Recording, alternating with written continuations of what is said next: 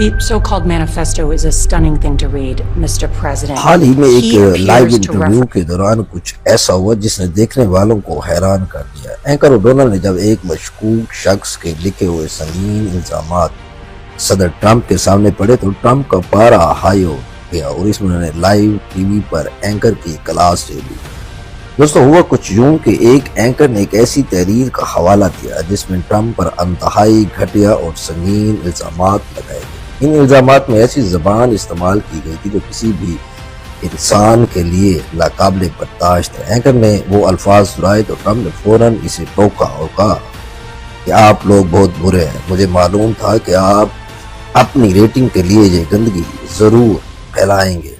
انہوں نے اینکر کو مخاطب کرتے ہوئے کہا کہ آپ کو شرم آنی چاہیے کہ آپ ایک بیمار ذہن شخص کی لکھی ہوئی بکواس کو ہوا دے رہی ہیں، آپ صحافت کے نام پر دھبا ہیں۔ ٹرمپ کا یہ غصہ اس بات کی دوستوں نشاندہی کرتا ہے کہ وہ اب اپنے خلاف ہونے والے پروپیگنڈے کو مزید برداشت کرنے کے موڈ میں